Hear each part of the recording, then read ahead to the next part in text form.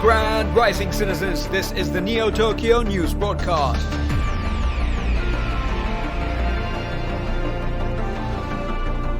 Who will take home the fourth hand of the Citadel? ENS Domains and B-Cards take over NeoTokyo. Are fun Web3 games a myth?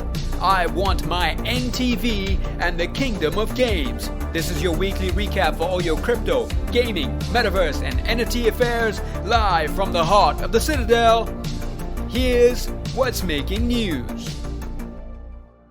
Greetings everybody and welcome to the NeoTokyo news broadcast. I'm your host, Outer Citizen Shumsy number 769, bringing you the news powered by the NT News team. If you enjoy this type of stuff, and if you've noticed that the news team has been killing it lately, you know what to do. Subscribe, like, turn on those notification bells, and follow us on Twitter so you don't miss any episodes of our broadcast or any heartbeat of what we do on a day-to-day basis.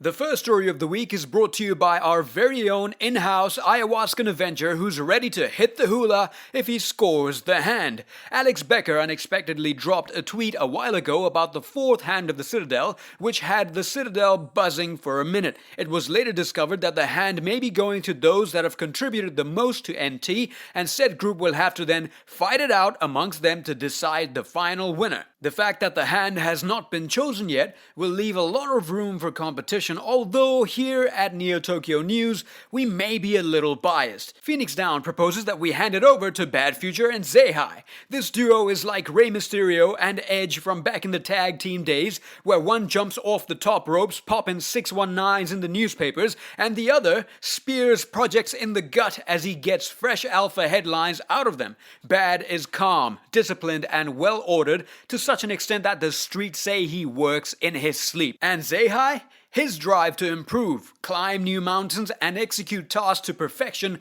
make this duo the top 3 in our eyes, and they're definitely not 3 and not 2. So Becker, if you're listening, I know, you know, that this Wombo combo is definitely worth choosing for the next draft. And while we are on this topic, I'm gonna quietly slide my name into the sorting hat, and let's leave it at that. Oh, by the way, have you guys heard of the... over the week, Vitalik tweeted about the token and degens do what degens do, up 500,000% now. Have you heard of the... Anyway, Ozone is going to help us move on from this. The Kingdom is a citizen-led gaming community focused on playing exceptional games recreationally and competitively, building dynamic community through gamification of lore, and producing a suite of products designed to accelerate the integration of traditional and Web3 gaming. The Kingdom is currently partnered with 4 games, and these familiar names are, hope I didn't butcher the last one, Legends of Vannerai, PX Quest, The Bournless, and Ad Arena. The Kingdom is actively developing with each of these games, and if you want to learn more, check the article in the description.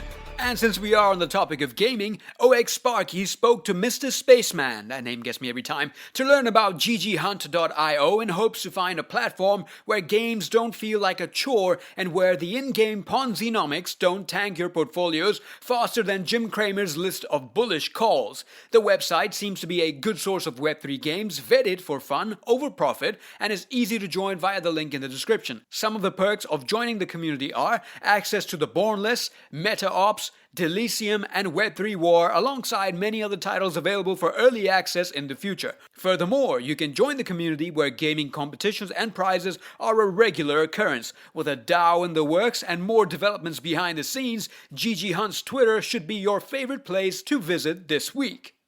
And would you look at that, it's already time for an intermission. Ooh boy. Alright guys, I think I messed up pretty bad this time. This is not even a joke. So there was something crucial that I was supposed to tell you since the very first episode of this broadcast. We are in episode 19 by the way, and I completely forgot. And I only remembered now, so when BadFuture and ZeHI find out about this, yeah, best believe it's overs for the boy. What I had to tell you was that you can send all of your donations to ntnews.eth, to our wallet at ntnews.eth. Can you imagine? This is the very first time I'm saying this on the broadcast. I've been sitting here every single Sunday recording these broadcasts for imaginary people in my bedroom, and now BadFuture and ZeHI are gonna smack me with that fourth hand of the Citadel that they're gonna get very soon. Man, I really messed this up, ntnews.eth, but hey, at least now you know. Speaking of giving back, do you guys know that the NT News team gave away a 6-digit ENS domain name in the course of the week? No?